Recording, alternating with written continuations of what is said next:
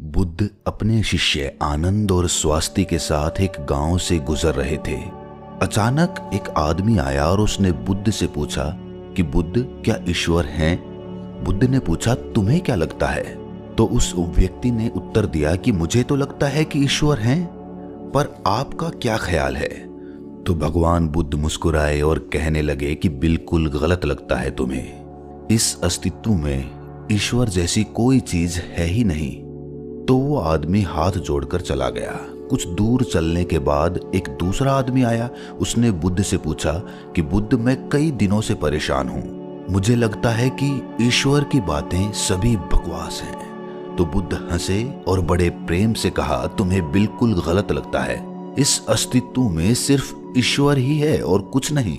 जरा देखो तो, आंख बंद तो करो, खोजो तो। इस उत्तर को सुनकर उनके शिष्य आनंद और स्वास्थ्य आश्चर्य में पड़ गए कि एक ही सवाल और दो उत्तर।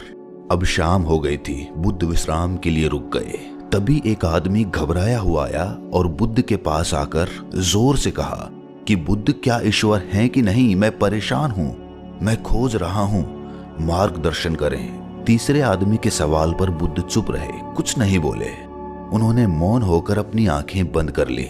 अब आनंद और स्वास्थ्य के आश्चर्य का ठिकाना ना रहा। वो सोचने लगे कि एक जैसे तीन सवाल और अलग अलग जवाब। उन दोनों को बुद्ध की ये चुप्पी हैरान कर गई। आदमी के जाते ही आनंद ने उनसे पूछा कि सुबह जब उस पहले व्यक्ति ने पूछा था तो आपने कहा कि हाँ, दोपहर में जब दूसरे आदमी ने कहा तो आपने कहा कि नहीं, और शाम को आप मौन रहे। भगवान, तीन आदमी एक ही तरह के सवाल लेकर आए, लेकिन मैं हैरान हूं कि आपने तीनों को अलग अलग जवाब दिए। मुझे कुछ समझ में नहीं आ रहा है।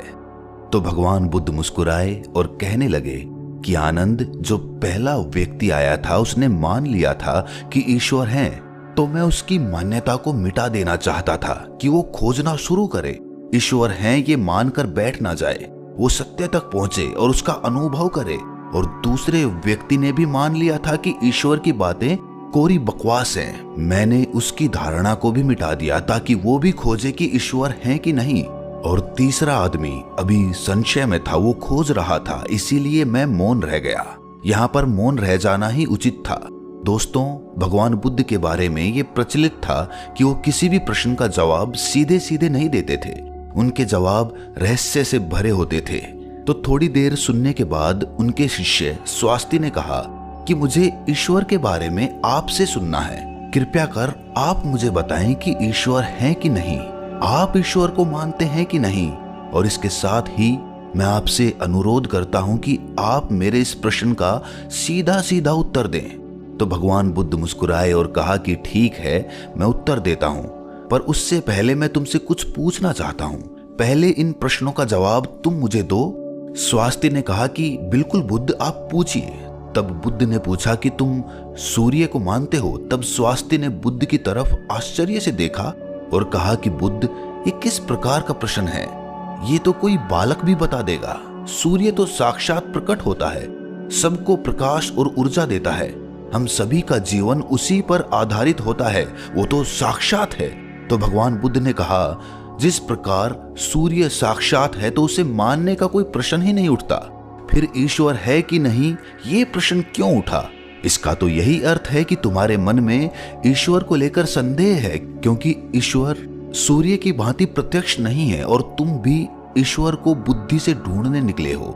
बुद्धि केवल उन्हीं बातों को मान पाती है जो उसे प्रत्यक्ष रूप से दिखाई पड़ता है, और ईश्वर कभी भी प्रत्यक्ष रूप से तुमको दिखाई नहीं पड़ेगा। और अगर दिख भी गया तो वो ईश्वर नहीं होगा। ईश्वर को मानते हैं कि नहीं मानते, असल में ये प्रश्न ही गलत है। और गलत प्रश्न का सही उत्तर भला कैसे दिया जा सकता है? और यदि किसी प्रकार दिया भी जा सकता है तो वो उत्तर भी इस प्रश्न की भांति गलत ही होगा। स्वास्थ्य द्विधा में पड़ गया। उसने कहा, बुद्ध, मुझे कुछ समझ नहीं आ रहा। तब भगवान बुद्ध ने कहा कि ईश्वर को माना नहीं जा सकता, बल्कि ईश्वर को जाना जा सकता है। अगर तुम्हारा प्रश्न ये होता कि मैं ईश्वर को जानना चाहता हूं, तब मैं तुम्हारी मदद कर सकता था। इस संसार में कुछ भी मानने वाले लोग जानने से चूक जाते हैं, उनका विकास रुक जाता है। जिनका स्वयं का कोई बोध नहीं होता, वो सत्य क्या है कभी नहीं जान पाते। जान केवल वही पाता है जो निरंतर खोज रहा है। जानने की यात्रा थोड़ी मुश्किल है, लेकिन मानना बहुत आसान है। मानने में ना कोई खर्च है, ना कोई परिश्रम। किसी ने कह दिया, किसी ने आपको समझा दिया, बुद्धि संतुष्ट हो गई और आपने मान लिया। लेकिन मानकर रुक जाने वाले लोग इस संसार के सबसे अभागे प्राणी हैं। बोध के बिना ज्ञान व्यर्थ होता है। तो अगले दिन सुबह वही जिज्ञासु जिसके प्रश्न पर बुद्ध शांत मौन हो गए थे फिर से आए और उसने बुद्ध से प्रश्न किया कि हे बुद्ध, आप शाम को मौन हो गए थे। मेरे जीवन का एक ही लक्ष्य रहा है कि ईश्वर को खोज लूं, वो कहाँ है, कैसा है, उनसे ब्रह्म ज्ञान की प्राप्ति कर लूं। और मैंने सुना है कि आपको ब्रह्म ज्ञान उपलब्ध हुआ है, तो आप अवश्य ही ईश्वर से मिले होंगे। तो क्या आप ईश्वर की खोज में मेरी सहायता नहीं करेंगे? तो बुद्ध ने कहा, जिसे तुम खोज रहे हो उसे तुमने कहां कहां खोजा? तो वो जिज्ञासु बोला, बुद्ध, मैंने सभी तीर्थ, सभी मंदिर और पूरी दुनिया का भ्रमण किया। यज्ञ, हवन, बड़े बड़े अनुष्ठान सब पूरे किए। मैंने वो सभी कार्य किए जो मुझे ईश्वर प्राप्ति के लिए कहे गए थे, लेकिन फिर भी मुझे आज तक ईश्वर नहीं मिले। तब मुझे किसी ने बताया कि आपको परम ज्ञान उपलब्ध हुआ है, इसका मतलब आपने ईश्वर को जरूर देखा होगा। तो क्या आप मेरी सहायता करेंगे? बुद्ध ने कहा, मेरा एक सफेद मोती खो गया है, मैं उसी को खोज रहा हूं। क्या तुम मेरी सहायता कर सकते हो? वो जिज्ञासु बोला, हाँ, मैं बिल्कुल कर सकता हूं। मैं अभी आपका मोती खोज कर दे देता हूं। वो मोती ढूंढने लगा। धीरे धीरे समय बीतता जा रहा था। काफी समय ढूंढने के बाद भी मोती नहीं मिला। तो वो बुद्ध के पास गया और बोला, मैंने बहुत ढूंढा लेकिन वो मोती मुझे नहीं मिला। ये सुनकर बुद्ध ने कहा कि वो मोती अगर तुम मुझे ढूंढकर दे दोगे तभी मैं तुम्हारी कोई सहायता करूंगा। क्या तुम्हें तुम्हारे सवालों का जवाब नहीं चाहिए? तो वो जिज्ञासु फिर से मोती ढूंढने लगा, लेकिन काफी समय बीत जाने के बाद वो बुद्ध के पास आकर बोला कि आप ठीक से याद करके बताइए कि मोती कहाँ खोया था। तो भगवान बुद्ध ने मुस्कुराते हुए कहा, वो मोती तो मेरी कुटिया में खोया था। तो वो आदमी बहुत झुंझला गया और कहने लगा कि आप मुझे मूर्ख बना रहे हैं। आप केवल ज्ञानी होने का ढोंग करते हैं। आपको इतना नहीं पता कि जो चीज कुटिया में खोई है वो बाहर कैसे मिल सकती है? वो कुटिया में ही मिलेगी। आपको उसे वहीं खोजना चाहिए था। तो बुद्ध मुस्कुराते हुए बोले, मैं भी तो तुम्हें यही समझाना चाहता हूं। जो चीज तुम्हारे भीतर खो गई है वो चीज तुम्हें बाहर कैसे मिलेगी? तुम कई वर्षों तक बाहर खोजबीन करते रहे, लेकिन एक पल के लिए भी तुमने अपने भीतर खोजा? अपने अंदर खोजो, तब तुम्हें ज्ञान मिलेगा। ये सुनकर जिज्ञासु बोला, हे बुद्ध, आपकी बात तो मैं समझ गया, लेकिन अभी भी मैं ये नहीं समझ पा रहा हूं कि मैं अपने अंदर क्या खोजूं। बुद्ध बोले, तुम अपने ईश्वर को खोजना चाहते हो ना, पर क्या तुमने कभी अपने आप को खोजा है? जिज्ञासु बोला, बुद्ध, मैं अपने आप को जानता हूं। मैं अपना नाम, पद, काम, परिवार, जब से मैंने जन्म लिया है तब से ये सभी चीजें जानता हूं। मैं कुछ भी नहीं भूला हूं। तो फिर मुझे और क्या जानने की जरूरत है? मैं क्या जानूं? तब बुद्ध ने कहा, अभी बताओ, इस समय तुम्हारे सबसे नजदीक कौन है? जिज्ञासु बोला, इस समय तो आप ही मेरे नजदीक हैं। बुद्ध ने कहा, उससे भी ज्यादा नजदीक कौन है? उसने कहा, आपसे ज्यादा नजदीक तो हवा है। बुद्ध ने कहा, हवा से ज्यादा नजदीक क्या है? जिज्ञासु सोचकर बोला, हवा से ज्यादा नजदीक तो मेरे वस्त्र हैं। तब बुद्ध ने कहा, और इन वस्त्रों से ज्यादा नजदीक क्या है? तब जिज्ञासु बोला, इससे ज्यादा नजदीक तो कुछ भी नहीं है। तब बुद्ध ने कहा, अपनी आंखें बंद करो, बिल्कुल शांत होकर अपने भीतर खोजो, तुम्हारे भीतर क्या है। विचारों को हटा दो और ध्यान दो, तुम्हारे नजदीक क्या है। थोड़े समय बाद बुद्ध उससे पूछते हैं, तुम्हारे सबसे नजदीक क्या है? जिज्ञासु बोला, पहले ऐसे लगा मेरी सांसें मेरे सबसे ज्यादा नजदीक हैं, लेकिन धीरे धीरे मेरी सांसें मुझसे दूर होती चली गईं। फिर मुझे लगा कि मेरी दिल की धड़कन मेरे सबसे ज्यादा नजदीक हैं, और वो भी धीरे धीरे मुझसे दूर हो गई। मैं खुद से ही दूर हो गया। मुझे अलग अनुभव हुआ, मैं कहीं नहीं हूं फिर भी हूं। बुद्ध, मैं इस चीज को अभी भी नहीं समझ पा रहा हूं, ये क्या है? बुद्ध मुस्कुराए और कहने लगे कि अब तुम सही खोज कर रहे हो। शीघ्र ही तुम्हें तुम्हारा मोती मिल जाएगा। वो जो तुम्हें समझ नहीं आ रही थी वो समझ आ जाएगी। ये सुनकर जिज्ञासु ने बुद्ध से अपनी अभद्रता के लिए माफी मांगी और उनका आभार व्यक्त किया कि आपने मुझे ज्ञान का रास्ता दिखाया। तो ईश्वर को मानो नहीं, जानो। जब तुम ईश्वर को जान जाओगे, उसका स्वाद चख लोगे, तब तुम भी उस बात को किसी को बता नहीं पाओगे, उस ईश्वर की सीधी व्याख्या नहीं कर पाओगे, लेकिन दूसरों को ईश्वर का स्वाद चखाने में मदद कर सकोगे। बुद्ध तत्व संबंधित प्रश्न जैसे ईश्वर व आत्मा, इनसे संबंधित प्रश्नों से बचा करते थे, उनका उत्तर नहीं देते थे।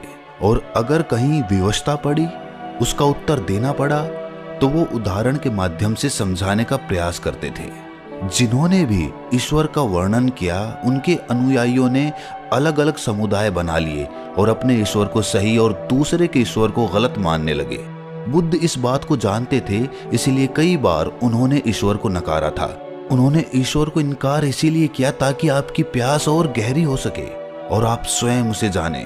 उन्होंने सदैव कहा है कि मेरे या किसी के कहने को मानो नहीं, स्वयं अनुभव करो। दूसरों के कहने या सुनने से धारणा उत्पन्न होती है और धारणा खोज में सबसे बड़ी बाधा होती है।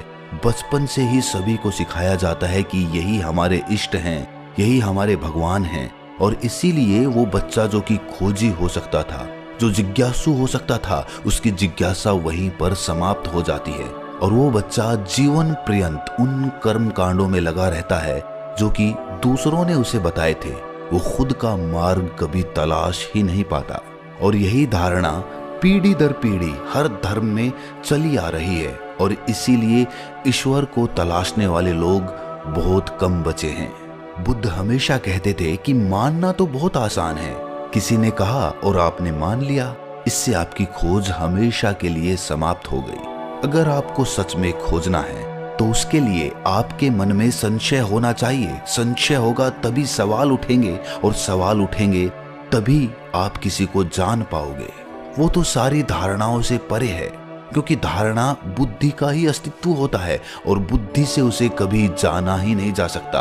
अगर उसे जानना है तो बुद्धि के पार जाना होगा और बुद्धि के पार जाने के लिए आपको अपनी धारणा यहीं पर मिटा देनी होगी। हम अपनी पहचान अपने धर्म, अपने नाम, अपने कुल या अपने परिवार से करते हैं, लेकिन ये सारी पहचान ऊपरी होती है, बाहरी होती है, दुनिया के लिए होती है। लेकिन भीतर से जब हम खुद को झांकते हैं, खुद को पहचानने का प्रयास करते हैं, तो हम ये पाते हैं कि हम खुद से ही अनजान हैं, हम खुद को पहचानते ही नहीं हैं। मैं कौन हूँ? यही सवाल अपने आप से बार बार पूछने पर आप अपने भीतर उतरते हैं। रमण महर्षि, जो कि एक बहुत बड़े दार्शनिक हुए हैं, बहुत बड़े संत हुए हैं, वो यही ध्यान अपने शिष्यों से करवाते थे। अपने आप से सवाल करो, अपने मन में ये सवाल उठाओ कि मैं कौन हूँ, मैं कौन हूँ। और बार बार जब हम ये सवाल अपने आप से पूछते हैं तो हम अपने भीतर उतरते चले जाते हैं, जहाँ पर हमें अपने वास्तविक स्वरूप के दर्शन होते हैं और वहीं पर हमें परमात्मा या फिर भगवान के दर्शन प्राप्त होते हैं। ईश्वर वहीं पर बसता है।